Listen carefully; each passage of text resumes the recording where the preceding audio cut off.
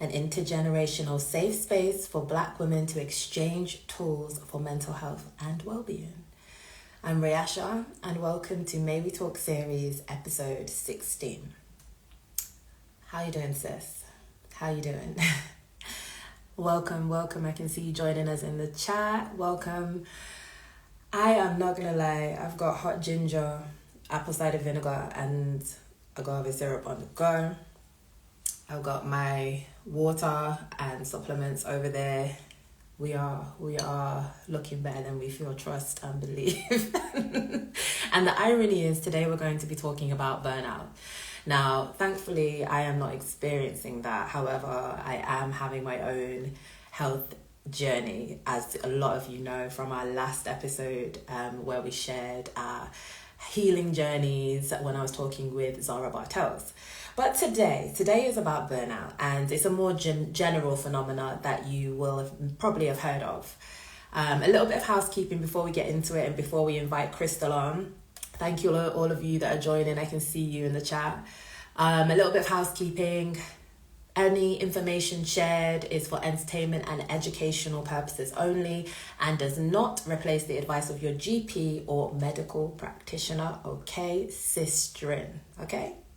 The topics we're going to cover today, though, are burnout recovery, healing habits, and asking for help. And funnily enough, I was talking about the whole asking for help topic with a friend completely removed from Daughters of May just yesterday. And we were wondering if there were like cultural disparities or maybe racial disparities in the way that, it's a big generalization, but maybe certain groups may feel about asking for help, and one of them being Black women, with a lot of the different stereotypes of us being the caretaker, the nurturer, how that might manifest in times when we actually might need help ourselves. So just a thinking point there. Before I invite Crystal on, who I can see has joined us in the chat, thank you, Crystal. I'm just going to cover a little bit on what burnout is so that when Crystal comes up as the performance coach that she is and more of an expert in this area, we don't have to recover this ground, and I can let her just kind of share with her as all of her insights. So burnout.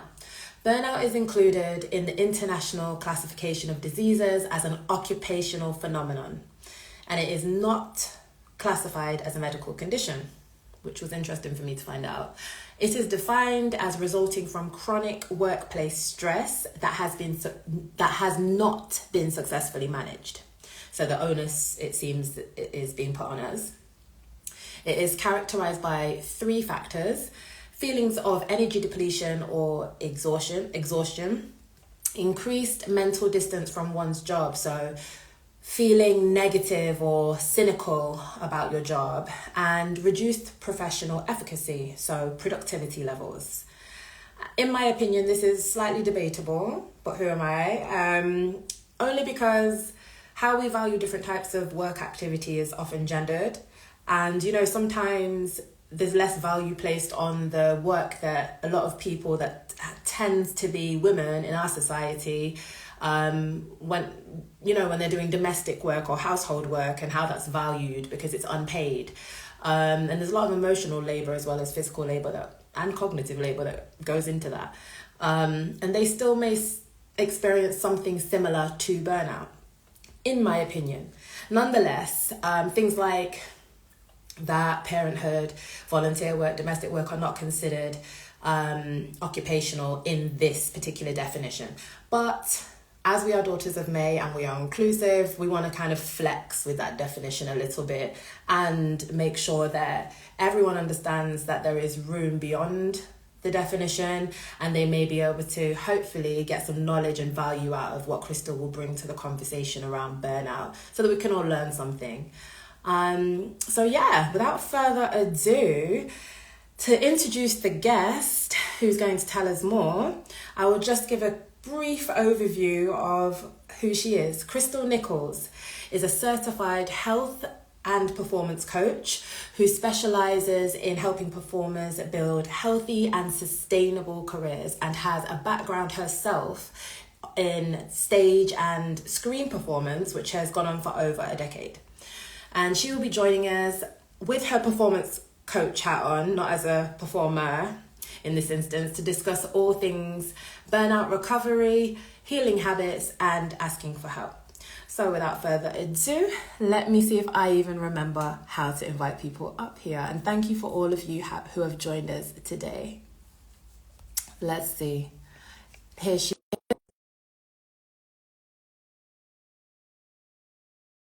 much needed. If you hear me get croaky, just bear with. Bear Oh, with. sure. Yeah. Here she Hi. is. Hi, I Crystal. I can't see you though, You can't see me? but I think that might be a me problem. Might be a technical. Can you, if you're in the chat, can you send us like an emoji, a thumbs up, or a wave or something to let us know that you can see us? And then we might try and work it out on our side as well. I can I can see myself, but I can't see you. So Yeah. interesting. Okay, someone said they've sent fire and love hearts. They can see both of us. Um, Is your camera, maybe it's your settings? we I will roll. I feel so bad though because how I want to be able to make sure that you're comfortable. Tell you what, come off and I'm gonna rejoin you, okay? Okay. I'm gonna re-add you. In fact, how about you ask to join? Ask Okay, to let join and I'll do it me that try way. that. Okay? Okay. Okay. So while we're waiting for Crystal to rejoin us, we've got loads of people that have joined in the chat. So I'm going to give you a little shout out. Thank you for joining us, Dion. Thank you for joining us, Samoth One. Thank you. Oh, Rose Tinted, Financial. This is one person that I would love to have on the platform to talk about financial health and well-being. Honey, Rose Tinted in Birmingham, get to know. I am LGN. Thank you for joining us. And EPATS, thank you for joining us. If I haven't said your name yet, please forgive. I am not feeling as good as I may appear. Okay, let me accept.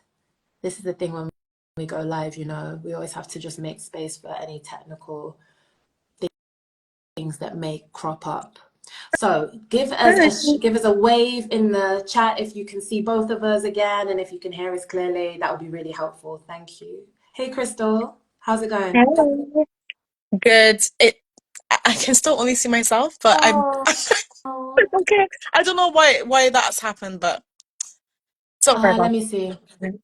I turned off the camera on and off. Everyone's doing love hearts so they can both see us. We'll go with it for now. Wonder if it could just be, sometimes Instagram does random updates and then, Oh, yeah, it could just be a random Instagram glitch, or as long as everyone can see both of us, everyone can see both what of us. it I can see would be you. I nice feel a to little see. bit guilty that you can't see. You can't see me, but I'm sorry, girl. I'm sorry. It might work Instagram, itself. come on. It might work itself out. We'll go with it, right? We'll go with it. We'll go with it. We'll go Act with as if we're doing an audio it. call, and at least you can see yourself, and everyone can see us. So Yeah. Hi technical, everyone, by the way. yeah, right. Technical hitches aside, how are you today? How are you doing?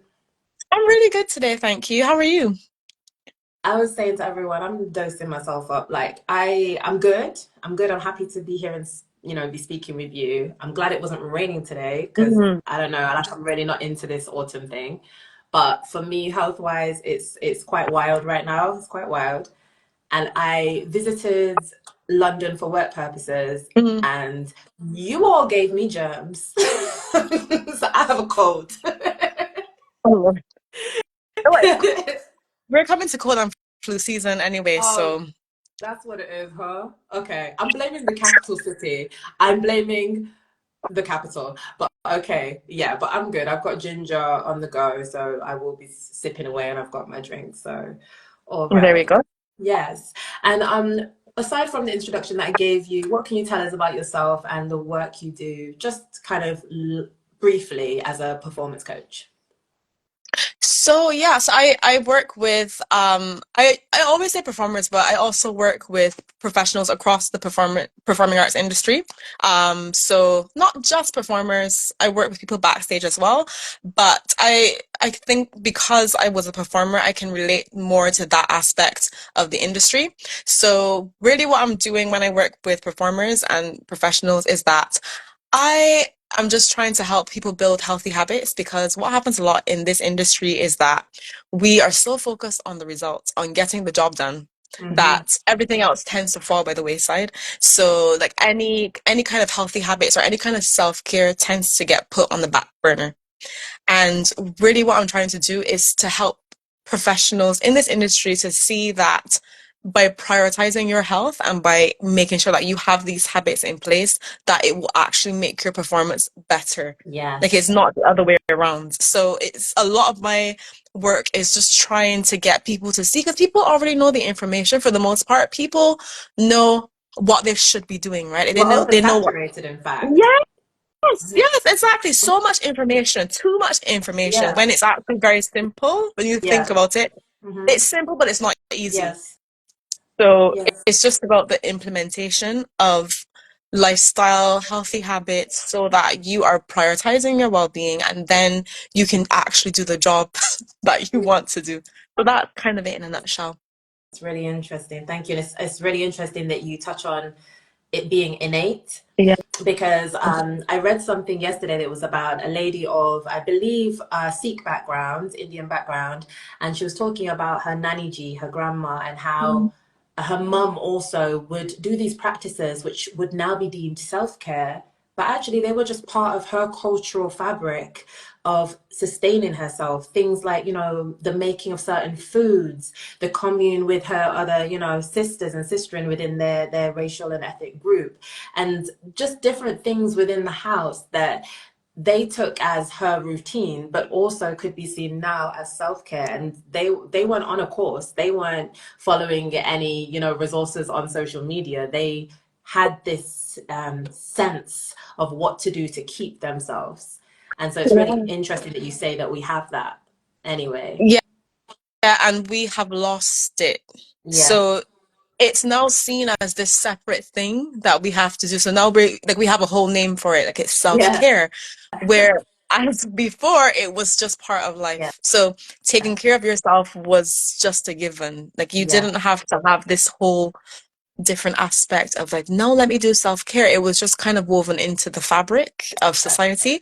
Whereas I feel like now it's very much like, oh, I need to be mindful of Hmm. doing self-care because it's no longer part of our society Right. because we're so driven. It's capitalism. We're driven, we're just You took the driven words by the out product. of my mouth. The desire for productivity and wealth is overtaken the idea that we're actually humans and we need rest in order to be productive. But I digress. I Exactly. digress. I love that we're here though, even though we can't see each other, we're here. We're Thank you for all the connected. people that have joined. We even have some international people. I can see family of mine that are from the Mhm. States. Hi there, K and D mommy.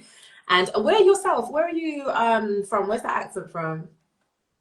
Oh, I'm from Barbados, so I knew this, but I just wanted to pretend like I didn't so that everyone else could get to know and enjoy because you're a second person that is living and British, but has a different background that maybe would enrich our perspectives as well, because this is meant to be fully inclusive of the whole spectrum of what it looks like to be a black woman and black women, and just because we are one, we're also not a monolith. So it's cool to have you with what you might bring with that. So let's get straight into it. Burnout recovery. Okay. What are the main signs of burnout that you tend to notice in your role? hmm. I would say, I mean, I know you did a really good job at the beginning of Ah, outlining kind of the three main thank signs you. of burnout.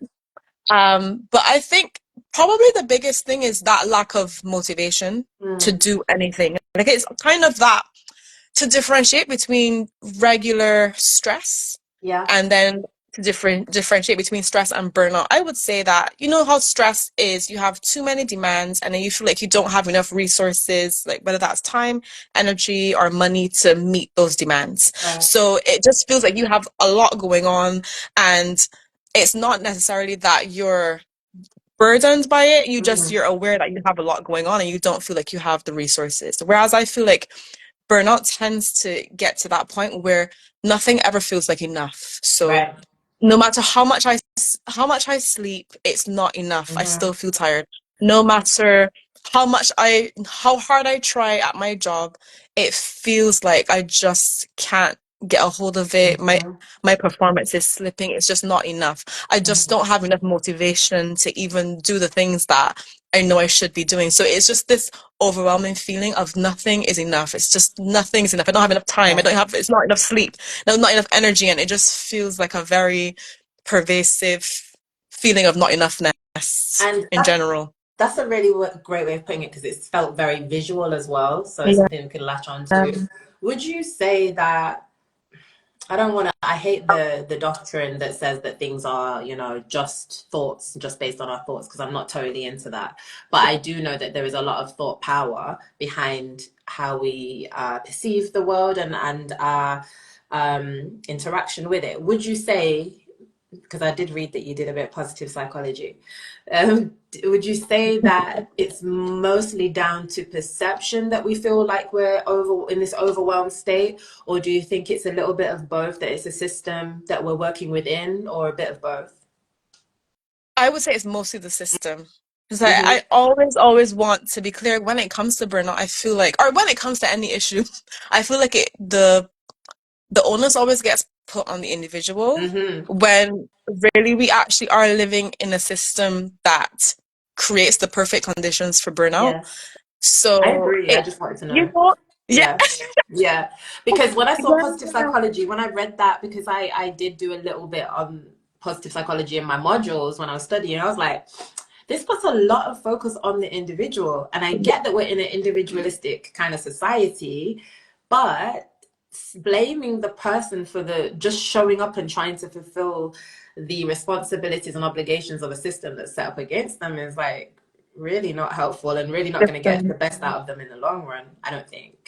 I am 100% with you, and that's Okay. actually that's one of my pet Yeah. peeves when when when blame is put only on the individual. That's something that gets my blood is boiling Yeah. because it just doesn't make sense. No. Within our society, it's woven into our Yeah. society that we must be productive, right? Like even from childhood, from the time you enter primary school, it's like you need to sit still in a classroom and listen, and Mm. everything and everything is based on like what can you produce? Your Can you get performance. this? Yeah, what's your performance? Can you get this mark in a test? Can you produce the result that we're expecting of you? Hmm. Can you live up to the expectation that we have Hmm. placed on you?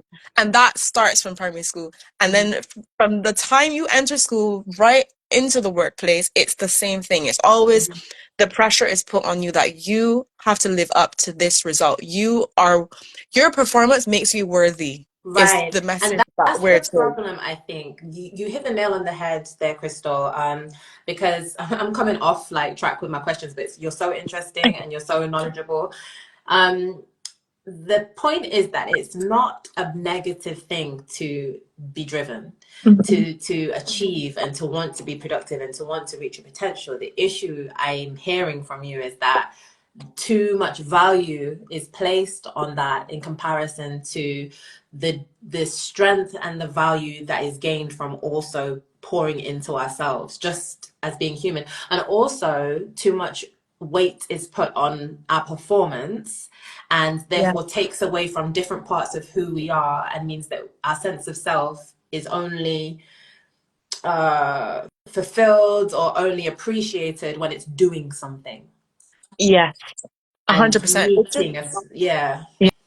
Yeah, I yeah. hear that. I hear that. So, what are the ways in which you feel like occupations contribute to workers experiencing burnout? Maybe they're like the top two things that clients come to you and say, this is happening and it's making me feel like this. As in within the Yeah, workplace. within the workplace, within these systems, within these environments, what are the two Mm. main things that maybe, obviously, confidentiality and no real scenarios, but like what are the Yeah. two trending things that tend to be brought to you, whether it's like a mean manager or like too many work hours or hazing. Sometimes the work culture is a little bit Yeah. toxic or Yeah, there's a lot, but I'm trying to narrow it down.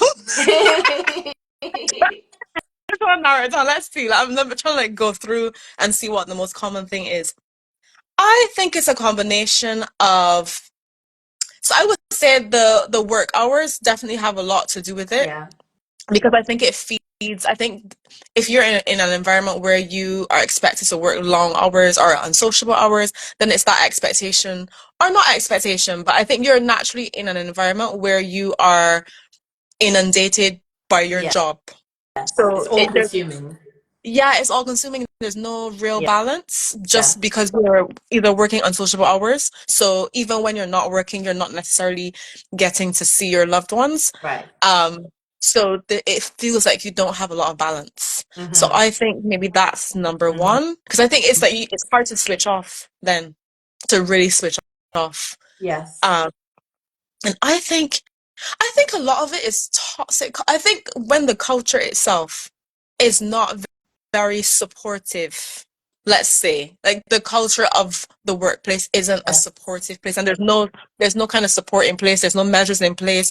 People are just kind of doing whatever they want to do, and there's no Yeah. consequences for the people on top, but for example. So I think, yeah, it's a mixture of a toxic work culture Mm-hmm. that I see a lot, where maybe there's mismanagement or there's just not support. Mm-hmm. And then the combination of that with unsociable or working too many hours. They're really key points. I think like they speak to the fact that it's more than just us as individuals, it's the systems in which we find ourselves. And we've got to work for the most part. Some Mhm. people don't work for various different reasons, but majority, a large portion of society does in some shape or form. And so, and often I would say they don't have the privilege to choose environments that cultivate well-being, and even environments that maybe purport to do that often don't. I will say from a performance background, which I know you come from the same background. Little fun fact: we have both done The Lion King, so that's fun. But I think that across the board there is an effort being made. There's lots of different initiatives and well-being resources that are now kind of mandatory in these spaces, which is excellent. But I think just the nature, like you say, the nature of the job, there's no HR, Mhm. there's casting based on the ability to be productive as far as performance. Sometimes, there's chemistry testing and stuff, but you really can never tell until you get into a contract what a whole cohort of people are going to be like and how they're going to support or not support each other. So I think it's such a gamble when you come into those spaces in any workforce, but I can only speak to my experience that, it's been very hit and miss. There've been some beautiful experiences, some middle of the road, and some very, very toxic. And also, Yeah. it can differ week to week because people are tired and we don't always show up as our best selves when we are overworked. Um, and it's just accepted because it's the nature of the job, because we're doing our passion. Um, Yeah. what do you have to say to that?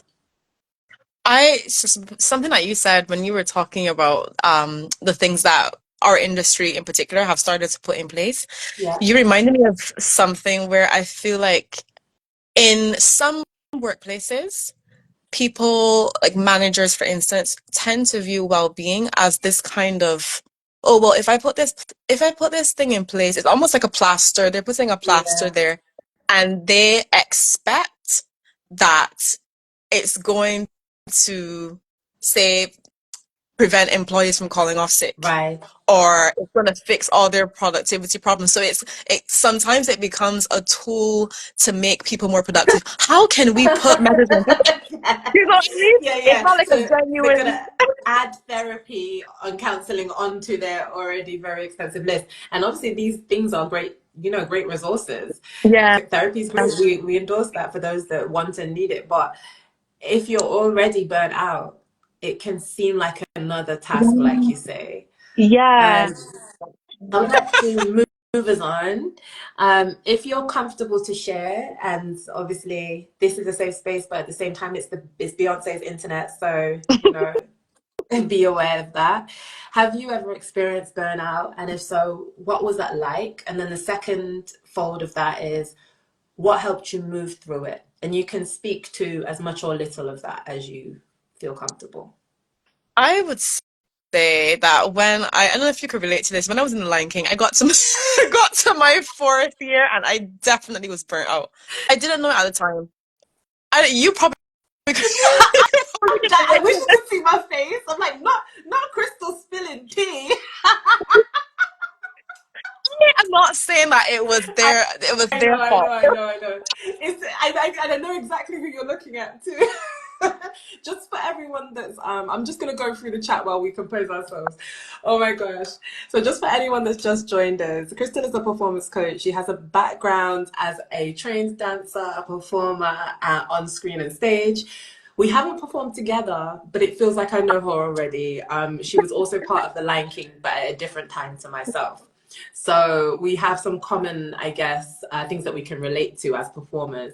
But this is across the board. This is across the performance industry and potentially the labor force. I'm sure you can relate to a lot of these different things. When you've been in a career for a long time or in a particular environment for a long time, it's just, like you say, it's almost, what is the word? Pervasive, like you said earlier. Mhm. It really saturates your whole being. You become Yeah. almost on automation. I don't mean your performance. You still find magic in your performance, right? Hopefully. But it's so robotic, the schedule, and so unnatural that after 3, 4 years, like I just did my third year of Harry Potter, which was Mm. a phenomenal achievement, right? But because I then discovered that long COVID is real, I Yeah. didn't necessarily have burnout, but the symptoms of chronic illness beat my butt. And here I am now. The third year, I had to, finish early and everything. And it really, I didn't tell you that actually. I haven't even told the No, I platform. didn't know you didn't. Yeah, I had to finish early. This last 10 days is the best that I have been. If those that are watching scroll back and watch episode 15 that I did with Zara, just much like you said, I didn't even though I'd been off sick for 2 days, I was like, Mhm. oh, I'm better again because I'm used to the cycle of boom and bust, boom and Yeah. bust. So on that day, if you look at that episode, I don't look like how I look today, and I'm not even well today. But I look so puffy faced. Really, my energy's off. I'm speaking weird. But Mm. you'd have to know me to know. But Yeah. it's like you say, you do not notice. And that is what the scary thing is. If you do not have the self-awareness, and also those around you are constantly, oh, you look well. Why are you off? You look well. If you have that, then it can also almost gaslight you into thinking like you're fine and this is normal, and to feel like this is normal. So Yeah. I think it's super important that we recognize habits, good and bad, within ourselves. And that Mhm. actually brings us on to, see what I did here? The next topic, which is healing habits. Just so I can catch our breath and our thoughts, I'm going to say hi to, we've got so many people that have joined us. So thank you for joining us, Dwayne. Thank you, KNZ Mommy, TS Kant 11, Sajal Guha, G Bites. I am Kevin J Greenwood. Hi. And it's Laura May. Thank you so much for joining us today. I want to say again, thank you for Crystal for joining us. She is a performance coach and she works across the board of the performing industry, but also with other professionals who are not performers in helping them achieve more sustainable work habits, would you say? Yeah. So, healing habits.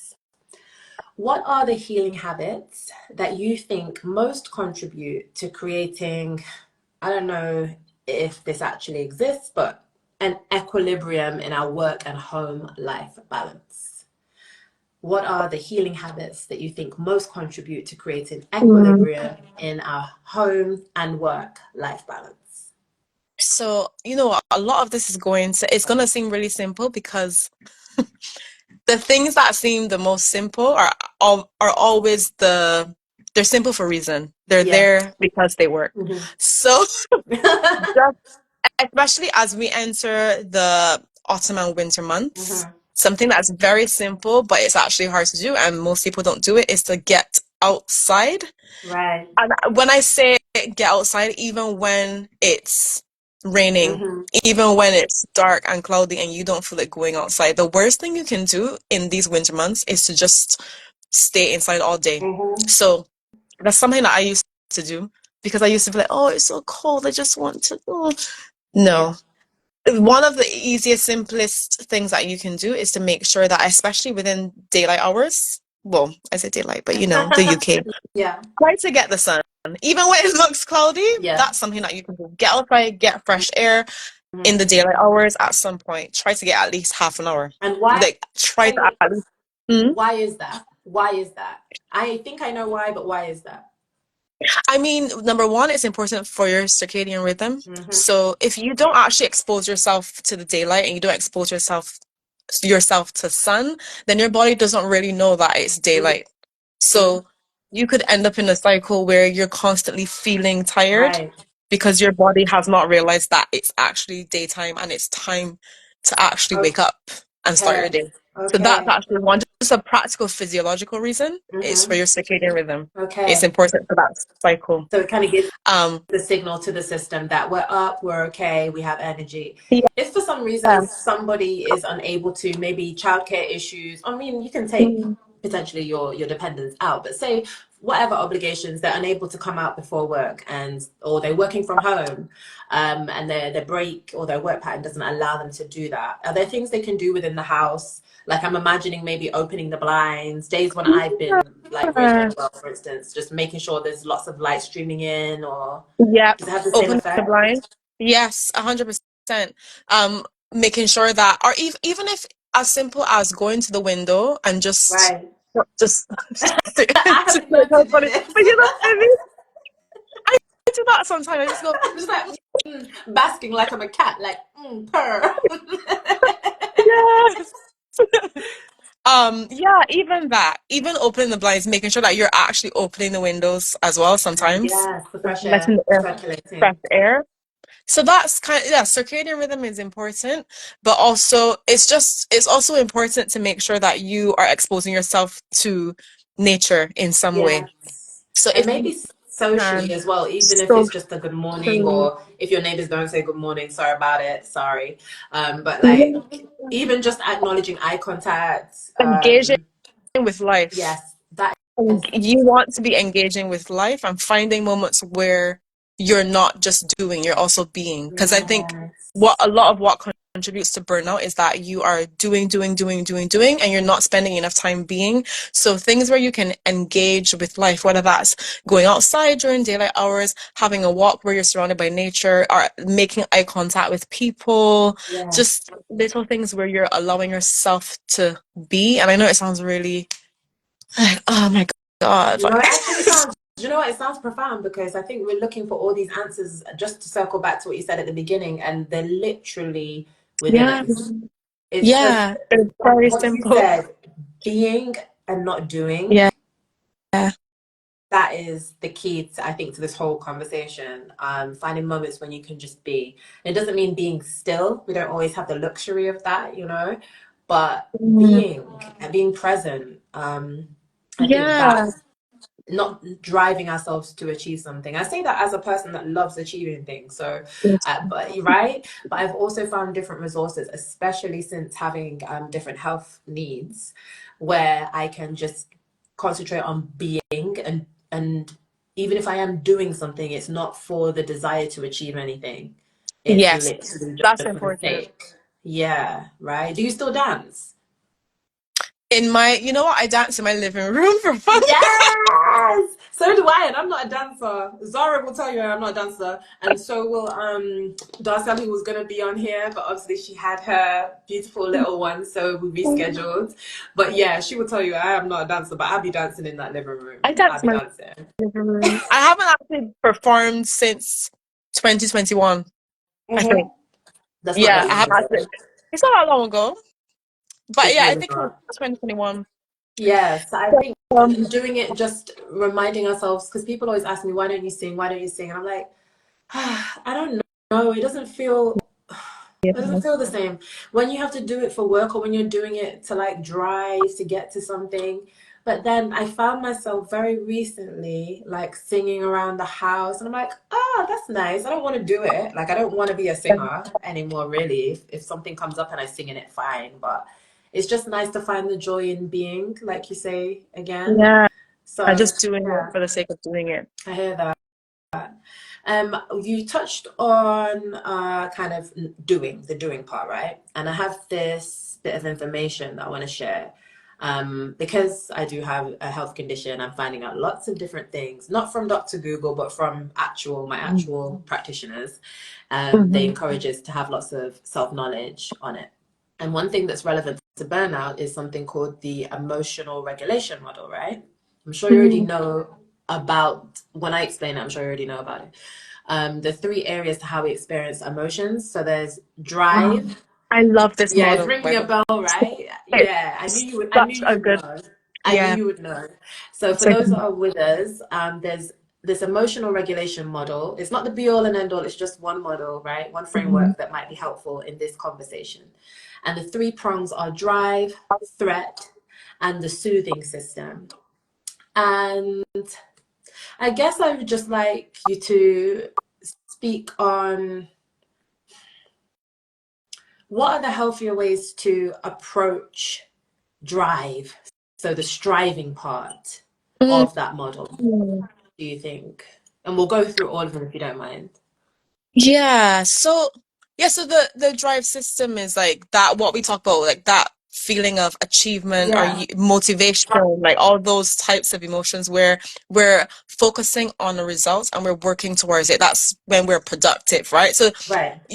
Actually, you said earlier that yes, there's nothing wrong with being driven. There's nothing wrong with being productive. The problem comes when we get stuck Absolutely. in that mode. When it's like, I need to be productive 24/7.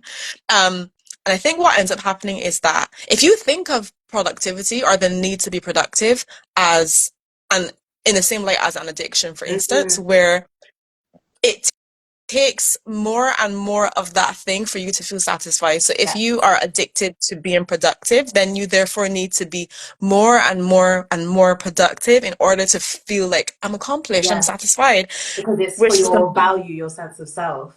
exactly. And then you're tying your sense of self and your worth to being Right. productive.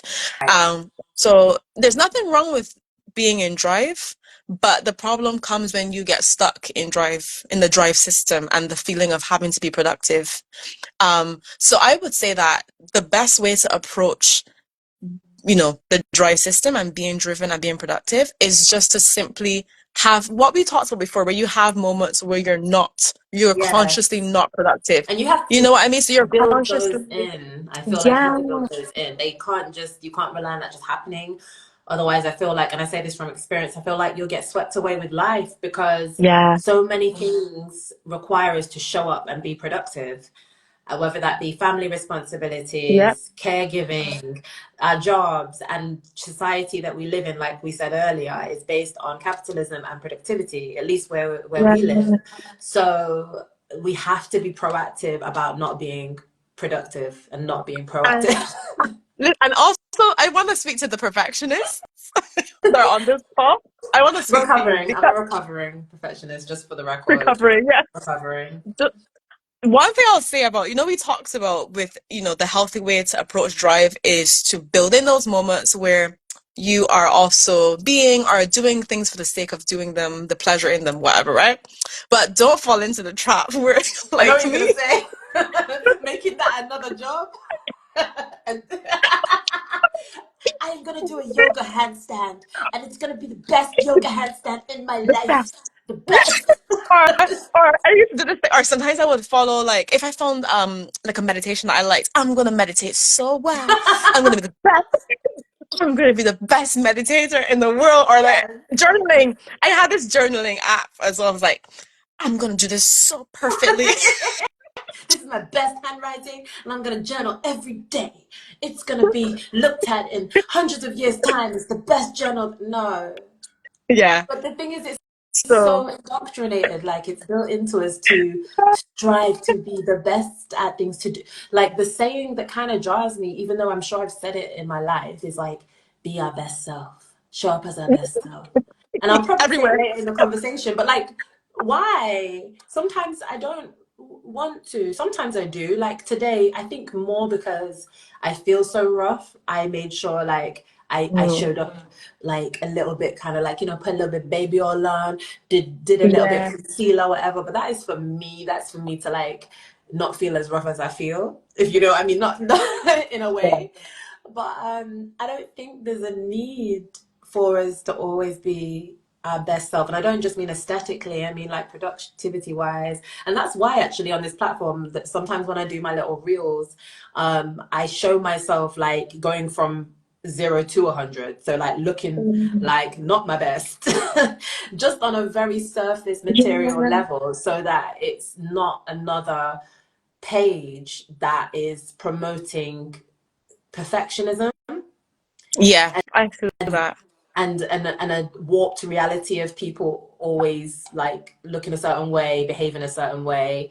I'm not always going to be Mm. kind and generous and listen to other people's problems and promote well-being. I try to because it's one of my core values, but I might have a bad day and not be the person that you expect me to be. So it's really important like that we give ourselves grace, we give each other grace to not always be our best selves, to fail and fail forward and Yeah. just be, Yeah, right? so it's not about perfection, it's just about being human Mhm. and recognizing that. Like, we just need to give ourselves grace. Right. We just need to be human and embrace the humanness Yeah. of it all. And I think this is a little off tangent. I'm going to get us back on because we've only got like maybe 21 minutes. But I feel like in our industry, and tell me if you feel the same, because we're constantly being judged as performers, judging ourselves, judging our performance that we did last night compared to today, last week, last time we did our leading role compared to this time, Mm. whatever it is. And, we go into auditions, we're being judged, we go into Yeah. castings, we're being judged. I feel like we're a lot harsher socially with each other, not about necessarily performances, but my observation is when we hold each other to such high standards of etiquette. And it's like we are all overworked, potentially not as highly paid as we should be in our industry, and missing friends and family, and doing the thing that we love, but with minimal sleep or resources. Why can't you give me some grace if I'm not 100% perfect today? Like as just socially, or I don't know, I don't give you the attention you need or whatever. I feel like, or I'm a bit Yeah. not. I try not to be. I hope I'm not. But like, if someone's snappy, I take that usually as they're snappy that day, Hmm. not Yeah. this is a snappy person and I no longer like them. Because I feel like that's really it kind of minimizes the human experience a little bit. And I don't Yeah. know. What's your experience with that? I think when that happens, it's because if we don't give ourselves grace as a practice, then we can't give that to someone else. Right. Mm-hmm. So I'm just gonna get I my drink. think it's that perfectionism. It's what you said, like, because we're so used to being held at a high standard and holding ourselves to that high standard, then we automatically do that to other people. Yes. Yeah. So I think that that has a lot to do with it, where it's, well, yeah, if I'm a perfection, or if I'm a perfectionist and I'm holding myself up here, then I'm also holding you up here. So there's no Yes. room for grace. Not for me, not for you, not for Mhm. nobody. So Nobody. You are funny. I like you. Everyone, I need you to understand that, like, I don't meet half the people that we are going to speak with on our episodes. I just go off vibes. A lot of the time, they might be connected with other people that, I have a lot of care for. And this Crystal's on the money. Crystal is crystalline. Crystal is shining like a diamond. Crystal is funny. I'm trying to keep it together because I feel like we could kiki. You are funny. Yes, you are funny. If you could see my face right now, I'm cheesing because Crystal can't see me. For anyone's just joined, her camera's not working too good today, but I am cheesing up, and I always try and be a little bit, keep it demure, keep it. No, you've got me cute. See? cheesing up. But yeah, enough about me. I'm gonna ask. So we've spoken about the drive. If we're managing the other aspect, which, correct me if I'm wrong, let me just have a little look. Threat. So threat is maybe distress, fear, and anxiety attached to our occupation and Yeah. our workspaces. Could you briefly like tell us how to maybe approach that or move through it? Because it's a natural feeling, right? Yes, because I mean, like our threat system is there, it serves a purpose. So again, it's not bad. Like none of these things are bad. It's just when you get stuck in one, you want the systems to be balanced. So you want your threat, your drive, and your soothe to all be in a nice balance. So they Yeah. all serve their purpose. You just, I think, I think in our industry especially, and I think when it comes to burnout, actually, I think people are stuck in drive and threat. Yes. So those two systems are really activated, and then the soothe system is not activated. So just to bring it back to burnout, I think if I'm really thinking about it, then during burnout, are stuck between drive and threat, and those two systems are activated, whereas your soothe is underused, underactivated.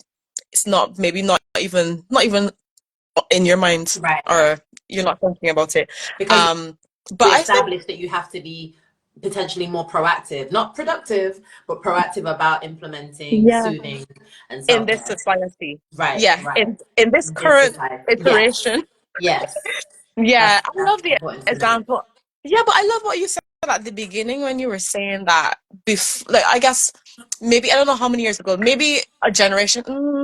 How long ago would that have been? I'm trying to think when we all got warped. Maybe, I guess the Industrial Revolution or yeah, um, when capitalism became yeah. a thing. So I'm not great with dates. Like I'm good with sociology, but I'm not good with history. So I don't want to say the wrong dates. But I would say like around when things became more industrialized, and then the Yeah. second wave was probably when things got more digitalized, if that's a word. Yes. Um, Yes. because that meant that you were always available. And the more that we Mm, lean into that, that means that there's no disconnect because we work from home. So everything's just blurred, right? 100. You hit the nail on the head when you talked about the second wave being the digitalization. Which I may Yes, have made up because that word. I like the word. Okay, good. It's real in my mind.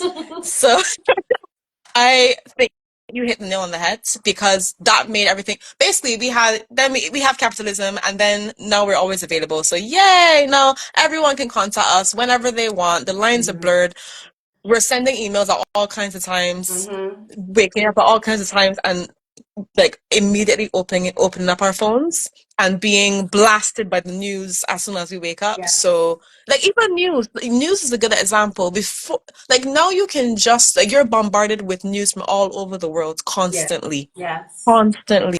I feel like we have to Um be intentional about how we even engage with it. Like I don't yeah. necessarily I'm not in the camp that's like I don't watch the news because I feel like there's a if each to their own, if you don't and it triggers you, fine. But yes, I feel like there's a privilege with not knowing what's going on because that means that you're so good, everything's so good that you don't need to care what's Yeah. happening where it may not be good. And also for your own safety element, I think if something's happening in your neighborhood, it's good to know. But like you say, not getting consumed with it, not being stuck in that fear, that distress around it, that worry about it, and just having it in balance so that it doesn't contribute to that Yeah. burnout that we might be experiencing in other areas. But And I'm being mindful of when you choose to consume the news because I yeah. have made the mistake where I don't know if you've done this before. I've made the mistake where I am getting ready for bed, and then all of a sudden I go, "Oh, I wonder what's happening in the world today." Oh no. Oh no. Let me tell you, I used to, I don't know what happened. Like, I think when I got to my late 20s, yeah, maybe my late 20s or just turned 30, I thought I was adulting and I thought adults maybe had a cup of tea and listened to the news in the morning. And I started doing that. And the worst time to do it was when I was staying in New York because I was doing an acting class. Who told me to listen to New York news in the morning before leaving out by myself? No. Like, I'm not going out. I'm not going No. out. No, not New I'm York not going news. So for me, I think you really hit the nail on the head when you say it's all about timing. Yes, be climate. engaged, but like finding when is the right time for me to engage with this is how am I actually feeling before I do that, Yeah. but not, also not making a giant task out of all of those questions Mhm. as well. Um, Yeah. Just Yeah. don't do it before bed or first thing in the morning Yeah, when you so have to go just outside. find time throughout your day just to engage with what's going on around you. I just want to say hello to a few new people that have joined, and one of them is Darcel. Hey, Darcel, thank you for joining us. It's so lovely to see your name appear. Thank you. And also Katija and Daniel and Sam. And I think I said Paul already, but if I haven't, hi, Paul. Thank you for joining us. So I'm going to move us on. And we kind of skimmed over the soothing system because I wanted to leave the best till last because I feel like this is the area that, you know, you can speak to as far as helping ourselves, but also we'll then go on to asking for help. So it's not just a individual responsibility.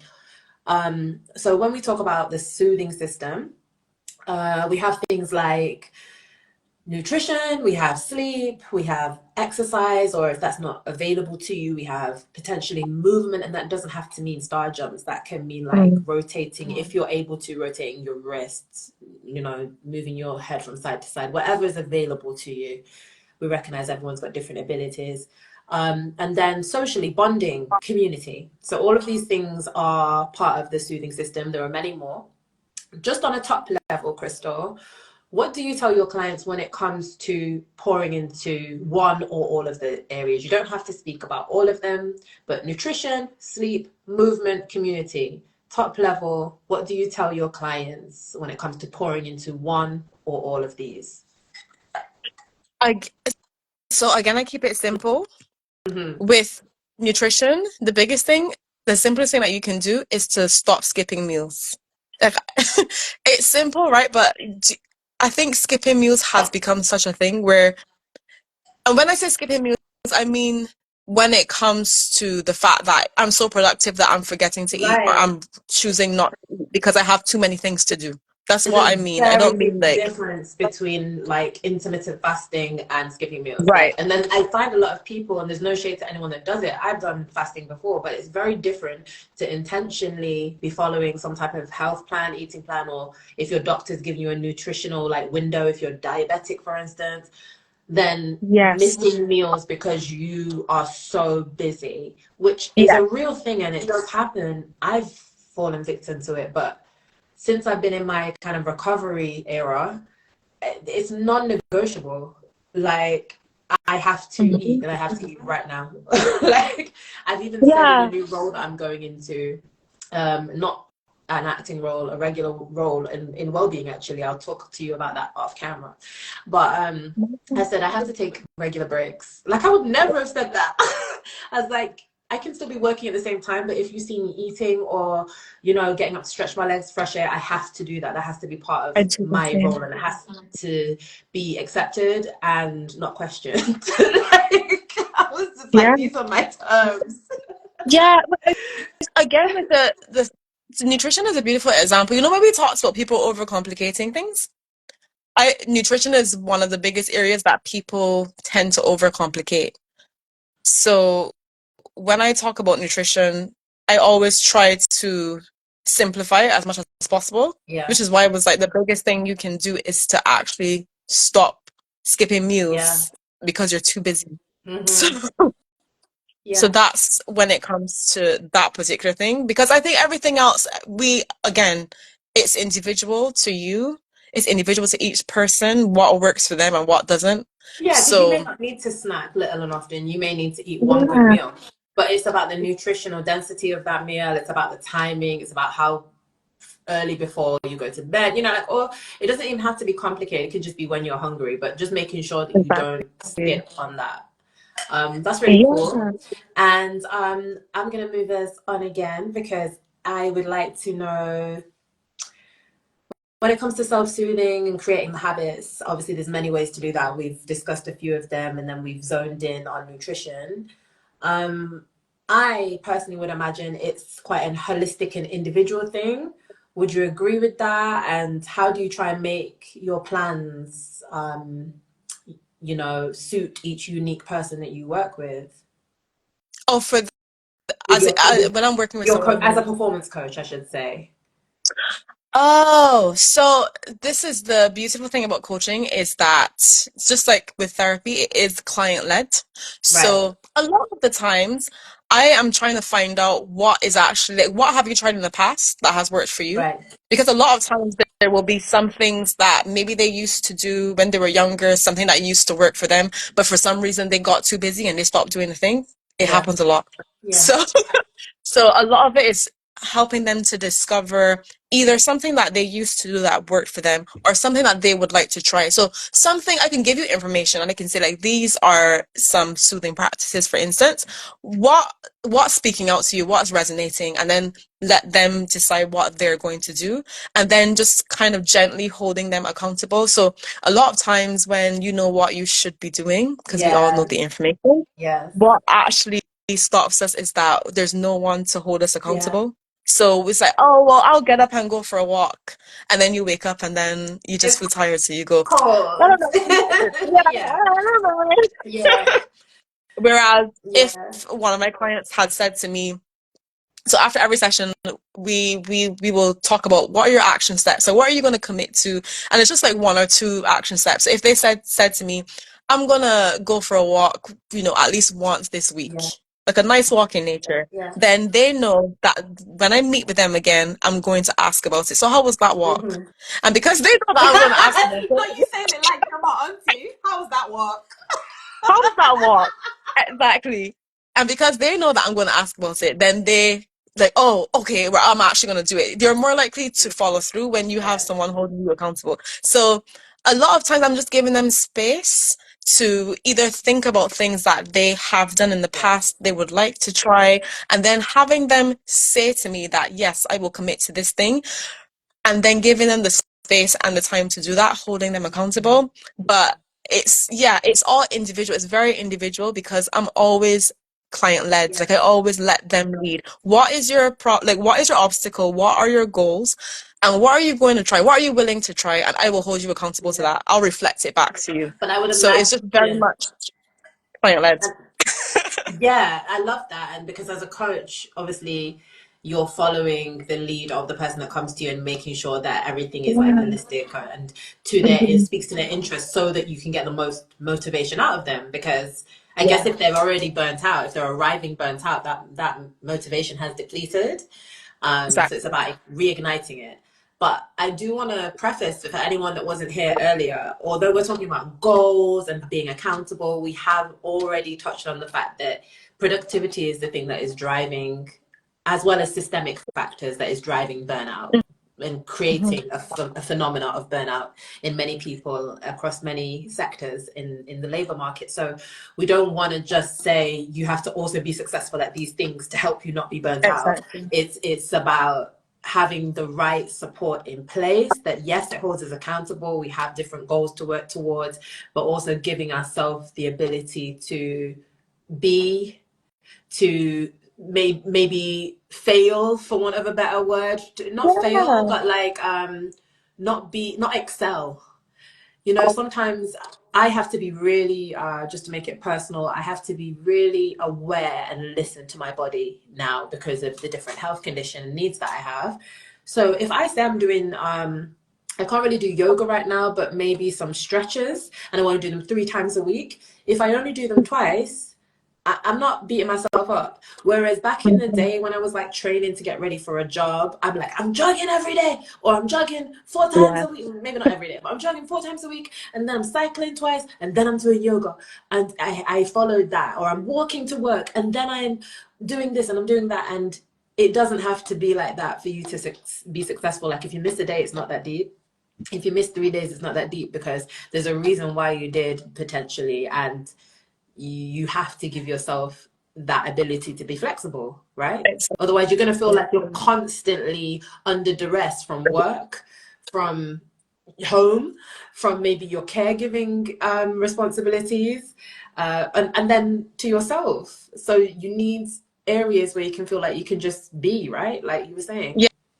Yeah, and like not making what we said about not making self-care another pressure, another Mhm. another thing on your to-do list when you're trying to be perfect at self-care. Yes, exactly that. We have a great comment here because I was searching for the word and I didn't want to say fail, but Candy Mommy says who is a relative, hey, and also a professional, but she's humble, so I won't say what. Not fail, but learn from the tumbles. Grace is everything. We have to remember that always. So yeah, learn from the little stumbles and tumbles that we have and give ourselves grace within it. Otherwise, like you were saying, Crystal, we cannot then give it to others if we haven't first given it to ourselves.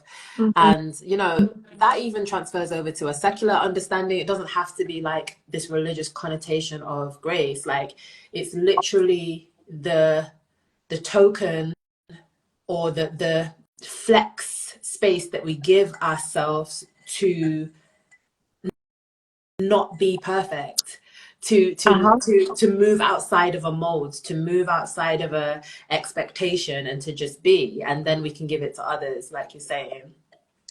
I agree 100%. And I think something that I want to point out too is that I think I said this a lot, but I want to say it again. No, say it Everyone knows again. what they everyone knows what they need to do. Everyone has the information. It's just Yeah. that, especially when you're burnt out, you don't necessarily have the capacity to Yes. do that because you just, as I said, it's like that not enoughness where you feel so burdened by everything. Whereas like when you can actually reach out for support. So if you have gone to your GP, or if you're in a relationship with a therapist, or you're in a like coaching partnership where you've gone to speak to a coach, a therapist, whatever, what that's doing is it's giving you the space. It's just giving you Yes. some space. And in that situation, like I always say, as a coach in a coaching relationship, I am not the expert Mm-hmm. because you know what You you are the already know what expert. works for Yeah. you. You Yeah. know what I mean? Like I'm not gonna come here and tell you you need to do X, Y, Z when you're already burnt Yes. out. It's about giving you space so that you then can decide for yourself, okay, I'm gonna try this thing. Like let me try this thing now that I have some space from the things that are burdening me. Let me try Yeah. this particular thing, but also not making it that perfectionist. Mm-hmm. I need to be the best. Exactly that. And it helps us listen and be more attuned to our own needs and our own voice, which I think a lot of the time, a word I was using with a friend yesterday is like, I feel like sometimes when we're reaching that burnout, there's a self betrayal that's happening because Mm. there are innate needs that we have. Like you were saying, they're not things that are mystic. Sleep, nutrition, Yeah. seeing friends and family, or Done. even just the dog down the road. Yeah. Yeah, just like fresh air. But when we betray ourselves and then we get burnt out in these systems that want us to overwork ourselves. So it's a cycle. So we have to trust when we have a coach, the coach is then able to reflect back to us, like you say, what are our needs? What are our interests? What is going to soothe us? And then we can trust those voices, the intuition that we have, Yeah. and follow Yeah. those, right? Exactly. This leads us to asking for help, which is our last point, our last talking point. I'm proud of myself because I actually was organized today. Like I said, like in my last episode, God bless Zara because she stayed extra time. I wasn't like normally I'm the hostess with the mostest. I'm like, okay, and now onto this and onto that. I think I am anyway, right? And I was just like, we were kikiing for one, so same as we are. But as I said to you, because of my health condition, I was not very speedy. So I am proud of myself today. I have the questions in Mhm. front of me and we are good. And they're highlighted. However, they're not perfect. See what I did there? They're not perfect. But that's it's helping us That's just okay. have a better time frame so we can rest afterwards. So asking for help. How does asking for help manifest for you professionally and personally? Ooh. See, this is a hard one for me, even though Even though you even though teach it, you don't just you can't just talk about it, be about it, Crystal. ooh, this is a hard one. I and you know what? You know what's interesting though? I think it's harder when you get into like helping and service professionals. So Absolutely. I think as a helping and service professional, Yes, yes, yes, yes. it becomes harder, even though you know. You more know than who you anyone do. else. You Yes. know more than Yes. anyone else that you should and how powerful it is to ask for help when you need help, Mm. right? It's But like it's they say somehow, doctors are the worst patients. Yeah. And it's not yeah, like we're saying we're doctors, but yeah, within those kind of helping sectors, those yeah. service sectors. Yeah. It becomes, so I found that it became harder. And it's funny because I know I'm like, of course you should ask for help. But it just becomes harder because I think it's what is it? What is it, Crystal? What is it? I'm trying to do some self-reflection here No, in real I hear time. you. I literally did this yesterday with a friend. Like, we were just talking, we were more talking about the cultural aspects of it though. And Mm, as I said earlier, we're not a monolith. So that's not necessarily a lived experience for every Black woman, or someone that identifies as a Black woman. But I do think there is something to be said for the matriarchy, yeah. the caregiving, the nurturer kind of tropes that are put on us and that we adopt and that we lean Mhm. into, because they're nice accolades to some extent, but also they're tropes that can be damaging and causes to like burn ourselves out. Yeah. And not ask for help because we think we have to do it all for ourselves and everyone. And Sometimes, everyone else. yeah, Yeah. sometimes, Because you're not like, well, every, yeah, because you think, oh well, I'm the support, like I'm offering support to these people, and like I need to keep hold of all the yeah, balls because I'm supporting all these people and I'm nurturing all these people. yeah. And also with my friend, we were talking about sometimes we go through our hardships in a vacuum. Like, what is that? And I was saying maybe it's just this era of social media, digital life where we're connected, but we're not really connected. And I do feel like my grandparents' generation, although they may have moved, like they're the Windrush kind of people, right? So they may have moved from their homeland. They set up a community, maybe by default, but also because Black people could only live in certain areas, where there were people next door or above them or in the room next door that were part of their community, so they could access that. Yeah. Whereas my close friends are for the most part, spread out across the UK. Yeah. So they're not on the same road. There's a big difference to being in the same city and on the same road. And Oh yeah. I think, or we have to, again, it's being intentional to meet those bonds and utilize and ask for help. I'm saying it to myself, like, Yeah. I, I was like, yeah, yeah, yeah, for me. right? I'm saying, and this is the thing: we can give it out, but do we do it? And I'm saying that's why I'm Mm, saying it for myself. But it is very hard because then it's learned behaviors, it's cultural patterns. It's also very exposing. Like, you might feel vulnerable doing that if you're rejected, or mhm. there's so many prongs to it, right? Oh, But 100%. have you ever successfully, let me frame it a different way, have you ever successfully been helped by maybe a loved one, a partner, a family member, a friend, and what did that look like? Like, even a coworker.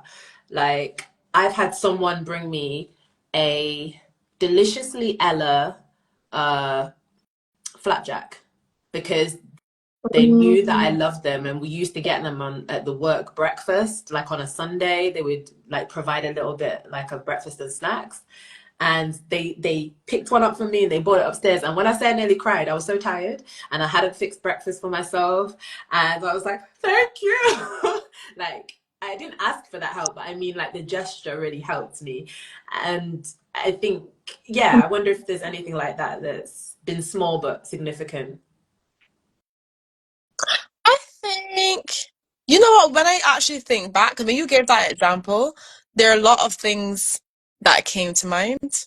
So Mhm. even things like when, this isn't necessarily that, this isn't necessarily an example of when someone came to help in a moment of like, oh my God, I need help Yeah, right now. yeah. But I think even things like when I was at Lion King, I think everyone was so good about even like a birthday thing where it was your birthday, you weren't expecting anything, and then you get to the dressing room and someone decorated or left something on your spot. Right. So, Just like, it's like a kind small, gestures. Hmm. yeah. But I'm trying to think in a moment of Like, when, like oh, I when have has a good one actually. it's hard to think of things when we actively ask for help, because Like this is what I mean. Like, we might actively, get that's what I'm kind saying. gestures, but I can't. I've I asked my can't mom. think I think she's of probably the one. only person I feel safest, like, saying, I really need, can you help me do XYZ?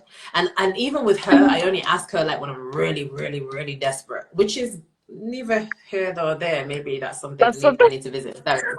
Yeah, yeah. Maybe that's therapy. But like, yeah, it's hard to ask for help, I think. That's why I asked the question.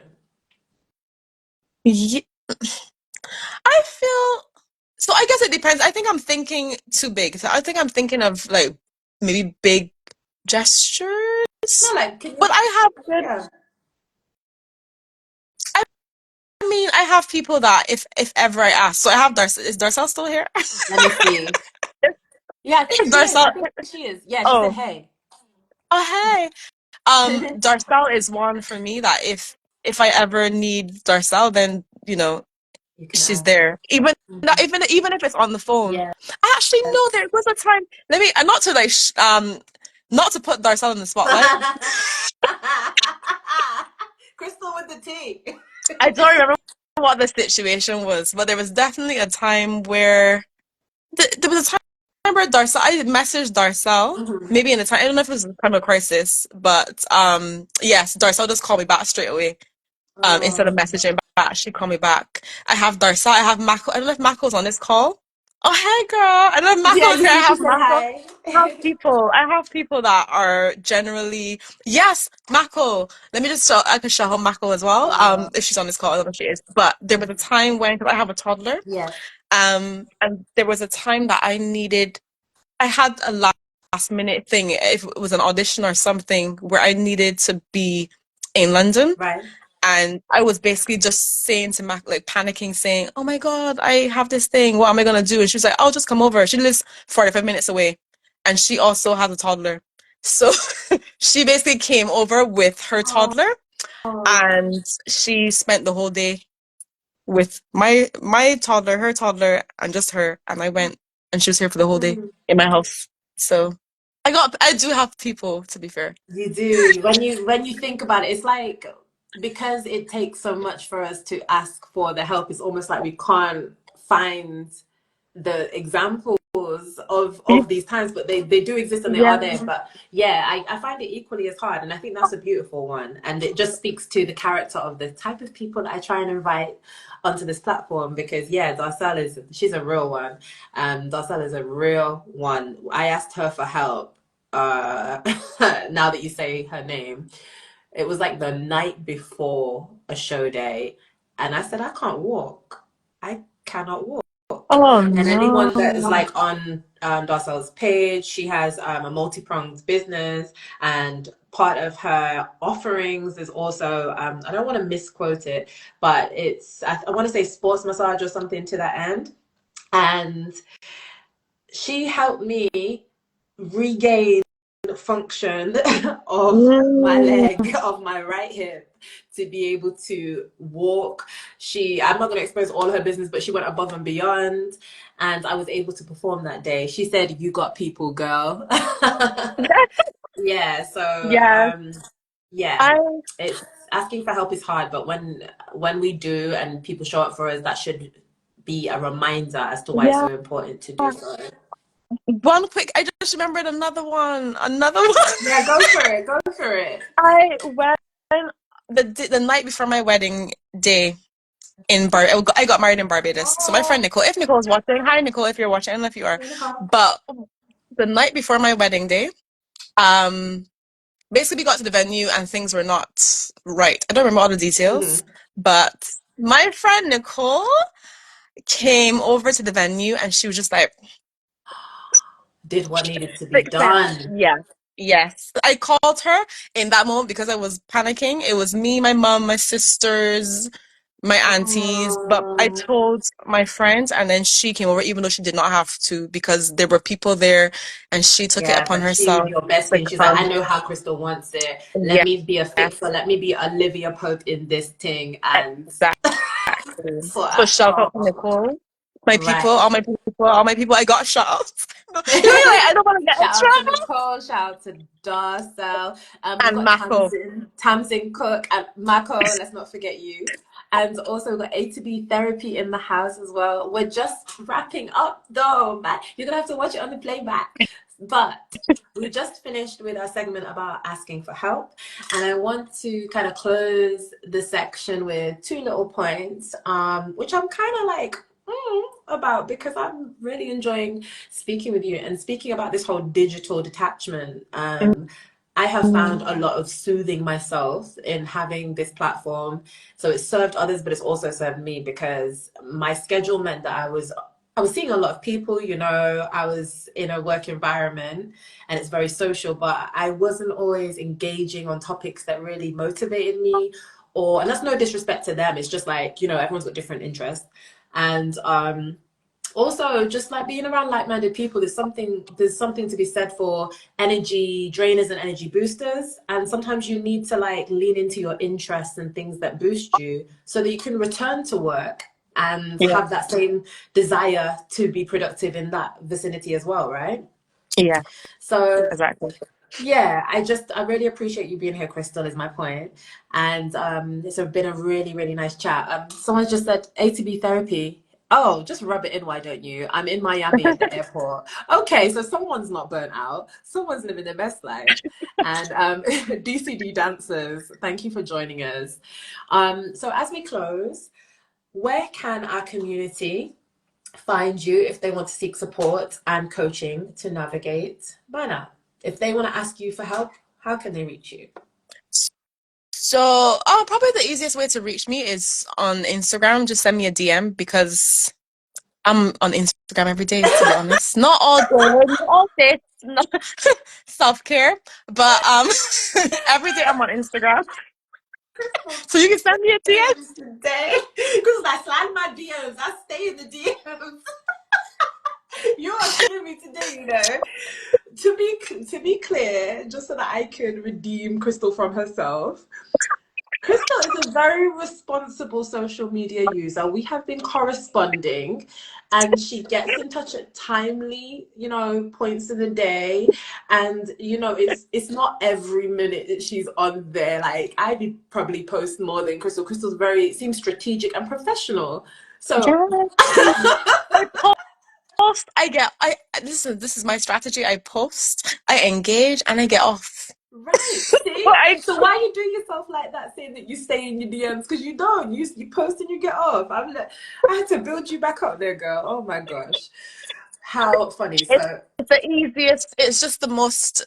It feels more accessible because I yeah, mean, yes, you can reach out to me via my right. website, but I think there's something that's easy when people think about, oh, I can just send a DM. Yeah. It just feels a bit It's more more human, right? accessible, more And human. that's why when Yeah. I reached out to you, oh my gosh, we have another American in the house. This is another one of my cousins. Let me Oh, hey. expose you. Hi, Kiara Richie Williams. Um, yeah, I think I lost my train of thought because my cousin joined and it properly threw me. But yeah, I think there's a lot to be said for even though we were saying, this digital era means that we can't necessarily lean on our community, etc., etc. It does also allow for these types of bonds, and we're bringing in people from all around the world, Miami, to, I'm not jealous at all, to like find out about, burnout and different recovery tactics and healing habits. So there is positive coming from this. It's just about how we utilize these things, right? Yeah, And my exactly. final question is, are you exclusively for performers, or are there any resources on your website that might be useful for people in different fields of work? Hmm. I think so. I mean, I do gear a lot of my information towards performers, but I think no matter where, like what industry you work in, you probably could get something out of it because it is still relevant to any industry. So a lot of the topics, like if you look at my blog, for instance, a lot of the topics are still relevant no matter what industry you're in. So feel free to go on my website, crystalnichols.com, and look at my blog. Yeah, If you want to read any information that see if it's relevant to your industry or where you are in life. perfect. And I will definitely put that in the caption. And obviously, because she's humble and modest and whatnot, she has this excellent resource on there. Because I asked the question because I know the answer. She has this excellent resource on there that's free. It's like an ebook, and I've shared it already with a coworker. Yes, yes. Yes. So I've already shared it with a coworker, and it's got lots of tips and like tactics, healing habits of how to kind of navigate burnout. And I think was it nutrition or was it navigating burnout? I feel like it was navigating burnout. Yeah, it Is was an it ebook. the like the workbook? Yeah, so Yeah. yeah. So it'll help you navigate burnout. So it asks. So basically, it's kind of helping you look at different areas of your life. Yes. It's more of a self-discovery Yes. situation. So it's actually perfect for burnout because it's just there to help you look at different areas of your life and see, okay, where am I Yeah. cluttered? So it So was a question maybe like, where am I cluttered and where, yeah, what habits can I introduce? yeah. And as you said, it's person led. So even before you ask for help and before you maybe reach the stage of finding a coach, maybe a therapist or speaking to a friend, this is a great area to start is with yourself. Because to bring us full circle, we already discussed that a lot of these things are innate. A lot of these things we know we need. We need to sleep. We need to eat. We need to rest. We need to do Yeah. things for enjoyment. We need to connect. It's just that the systems in which we find ourselves don't necessarily give us the options to lean into those things as much as we want to or should. Yeah. So yeah, Crystal has a resource for you, self-discovery resource. So make sure you hit up her website, and I'll put the details in the caption below. So yeah, that's us. Crystal, thank you so much for being a guest on season 3 of Healing and all of the insights and resources that you've shared. Is there anything else you'd like to say to the community of Daughters of May? You've already given us your handles. You can give it again and your website or any parting thoughts. My parting thought is to just lean into your humanness, is all I have to say. Because it will not lead you astray. Love that. I love that. Okay. Thank you. I And genuinely think that's like a guide for yeah, life. I love that. And I also want to thank you again because for those that have just joined, Crystal cannot see me. Crystal is speaking on the other end of this live, giving us joy, giving us face, giving us vibrance, and she cannot see me. I cannot And see and so you. she's engaging in a way as if she can, and I really appreciate that because technology is annoying sometimes. Yeah. And I just want to thank you. I really want to thank you for joining. I've followed your page for a long while. It's helped me as a performer a great deal. As I say, I've shared your information with other performers, and I feel like there needs to be more crystals. It is a resource and a idea, this performance coach niche. If it's done well, I think it will save a lot of people's careers. So really Oh, well thank done, you. Crystal. It's great work that you're doing. Darcel, she wants to be the person to close. So she said, I had a baby, but I want to close the chat. She said, lots of love to you both. Thank you for the awesome work you both do. Thank you, Darcel. So, without further ado, I will let you get your rest, dip into your soothing system, and sign off for the evening. I'm going to do the same. So, thank you for Oh, joining us, Crystal. thank you, Riash. Thank you so much. This has been an energizing conversation. Oh, And I got a lot out of it to take away. I'm going to try to implement some of these things. not as trying to take our own advice, but yeah, same. I think I'm gonna leave the dishes and watch Emily in Paris. Yeah, Ooh, yes. yeah, Enjoy. I Thank you. will. Thank you for having me. Thank you for this conversation. You're welcome. Well, I will let you sign off and I'll say goodbye to the rest of the community. And I'll send you a message a little later anyway. But thank you again, Yeah. Crystal. You take Thank care. you. Thank you, Riasha. Oh, good. Bye. Huh? Aw. So Darcel's here still in the chat. Who else have we got? Candy Mummy, thank you for joining us. A to B Therapy, live and direct from Miami. I'm not jealous, but I am. DCD Dancers, thank you all. Tamsin, so many of you. Katija, if I have not said your name, then please forgive me. It has been energizing, but by the same token, I am tired, y'all. I am tired. So, thank you. This has been Daughters of May. May We Talk series, episode 16. And we were talking about burnout, healing habits, and asking for help. Please leave us comments, DMs with what you thought about today's episode. And I'll also be following up with another message, a public service announcement, if you will, tomorrow, because I'm going to sign off. So take care. And if you want to share this with anyone, refer them back to our page or send them over to YouTube. Bye.